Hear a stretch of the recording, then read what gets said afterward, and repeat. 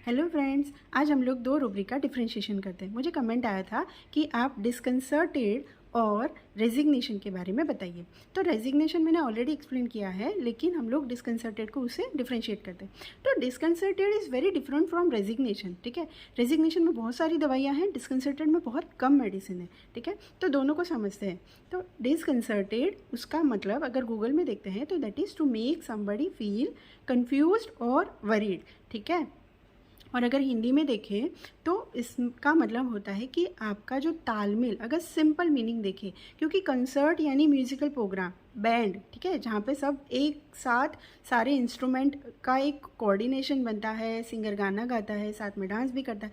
तो ये जो कंसर्ट होता है ना, ये म्यूज़िकल जो प्रोग्राम होता है वो एक दूसरे के साथ रिदम मैच करके बनता है। ठीक है, तो अगर ये रिदम मैच नहीं होगी, गाना कुछ बज रहा है, म्यूज़िक कुछ बज रहा है, या फिर वो स्केल जो होता है इनका मैच नहीं हो रहा है, स्लो या फास्ट हो रहा है, किसी का भी अगर एक या दो इंस्ट्रूमेंट भी गड़बड़ बज रहे हैं तो वो सुनने में प्लीजिंग नहीं लगता है। ऐसे ही डिस्कंसर्टेड में जो तालमेल है वो डिस्टर्ब हो जाता है।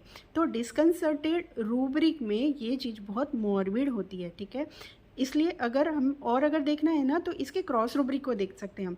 रूब्रिक का मीनिंग कहाँ पास में जाता है वो क्रॉस रूब्रिक से पता चलता है। और अगर डिस्कंसर्टेड की क्रॉस रूब्रिक क्या है? Chaotic, confusion of mind, confounding ideas and objects. ठीक है, तो ये चीज़ें मिक्सिंग होना या गड़बड़ होना को डिनोट करता है कि जहाँ पे आप हिंदी में व्यथित हो जाते हो या व्याकुल हो जाते हो, घबरा जाते हो, और उस टाइम पे जो आपका बिहेवियर होता है दैट इज़ डिस्कंसर्टेड। ठीक है, तो डिस्कंसर्टेड में ये चीज़ रहती है कि जो तालबद्ध, जो म्यूज़िकल हारमोनी वाला जो परफॉर्मेंस हो रहा था वो गड़बड़ा गया है। ठीक है, तो जैसे इसमें है ना सिर्फ 4 मेडिसिन है। अगर हम कंप्लीट और सिंथेसिस में देखते हैं, कैंट में तो सिर्फ 2 ही दी है, इग्नीशिया एंड ब्रोमियम। ठीक है, तो ये जो मेडिसिन है इग्नीशिया, ब्रोमियम, मिमोसा पुडिका, ओजोन, तो ये तीनों चारों में इग्नीशिया सबसे ज़्यादा यूज़ होने वाली मेडिसिन है। ठीक है, तो थोड़ा सा मैं इग्नीशिया के डिस्कंसर्टेड के बारे में आपको बताती हूँ।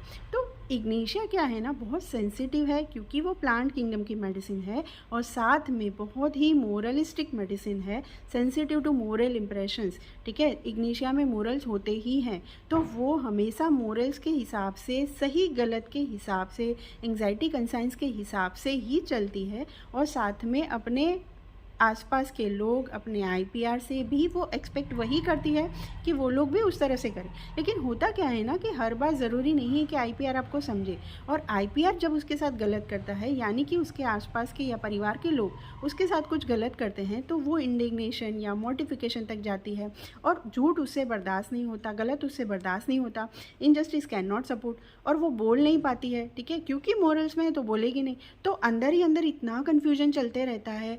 वो कॉन्ट्राडिक्टरी सिम्टम्स है उसके अंदर बहुत, इग्नीशिया में। ठीक है, हंसना है तो रोएगी, रोना है तो हंसेगी। ठीक है, तो ये चीज़ें उसके साथ अंदर ही अंदर चलती रहती है। ब्रूडिंग में है, एब्जॉर्ब में है, तो उसका जो म्यूज़िकल, जो रिदमिक काम चल रहा था, वो ये सब केओटिक चीज़ों की वजह से, ये सारे थॉट्स की वजह से, डिस्टर्बेंस की वजह से गड़बड़ हो जाता है। ठीक है, तो क्या होगा ना कि जैसे एक नॉर्मल रूटीन क्या रहता है उसका, कि भाई सुबह उठी, उसने नहा धो के खाना बनाया, बच्चों को तैयार किया, स्कूल भेजा, फिर सास ससुर के लिए कुछ बनाना है, घर के दूसरे काम करने, तो वो इसका रिदमिक बिहेवियर है। लेकिन जब वो डिस्कंसर्टेड हो जाती है, जब वो डिस्टर्ब हो जाती है, तब उसका वो रिदमिक बिहेवियर नहीं रहता है।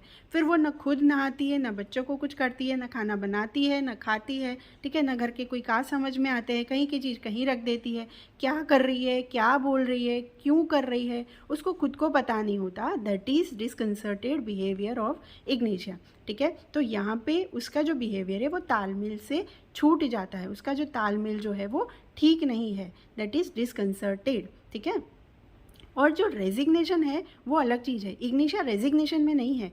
क्यों नहीं है? क्योंकि वो फियर ऑफ इनवैलिडिटी में, उसको खुद को डर लगता है कि मैं इनवैलिड ना हो जाऊं, सामने वाला मुझे मुझे छोड़ ना दे। ठीक है, तो वो अपनी वैलिडिटी के लिए ही सारी चीज़ें करती है, और एक बार शादी हो गई तो वो हमेशा का, ज़िंदगी भर का रिश्ता है। ठीक है, डिल्यूजन, ही इज़ मैरिड, उसमें इग्नीशिया है, तो वो एक बार चीज़ों को अगर किसी से जुड़ जाती है तो उसको निभाती है।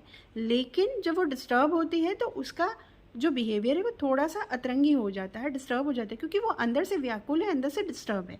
तो that is disconcerted of Ignatia.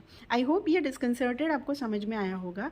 और रेजिग्नेशन में क्या होता है, जैसे मैंने बताया था कि आप एक लेवल के बाद जिस चीज़ के लिए रेजिग्नेशन कब करते हो, जब आप किसी चीज़ के लिए अपॉइंट किए गए हो, तो आप लिटरली आप अपॉइंट किए गए हो, आप अपनी कोई ड्यूटी निभा रहे हो, रिस्पॉन्सिबिलिटी है या कोई रिलेशन है जिसमें आप अपना काम, अपना इनपुट दे रहे थे, अपना एफर्ट डाल रहे थे, लेकिन एक लेवल के बाद आपको लगता है ये काम नहीं हो रहा, मुझसे नहीं हो पाएगा, या सामने वाला ही इस तरह से बिहेव कर रहा है कि आपको लगता है अब करने का मतलब नहीं है, ठीक है। तो out of frustration, out of domination या आउट ऑफ हार्मनी डिज़ायर आप रिज़ाइन कर देते हो कि अब मुझे इस चीज़ में, इस रिश्ते में या इस काम में अपना इनपुट्स नहीं डालना है, मैं छोड़ रहा हूँ, ठीक है। आप उस चीज़ को छोड़ देते हो, एफर्ट ही नहीं डालते हो, दैट इज़ रेजिग्नेशन, ठीक है। बहुत सारी मेडिसिन हैं, तो हर मेडिसिन का हाउ अलग होगा, वाई अलग होगा, उस हिसाब से हम रूब्रिक सिलेक्ट कर सकते हैं। तो आई होप ये वीडियो आपको दोनों चीज़ें क्लियर करने में हेल्प करेगा। Thank you so much.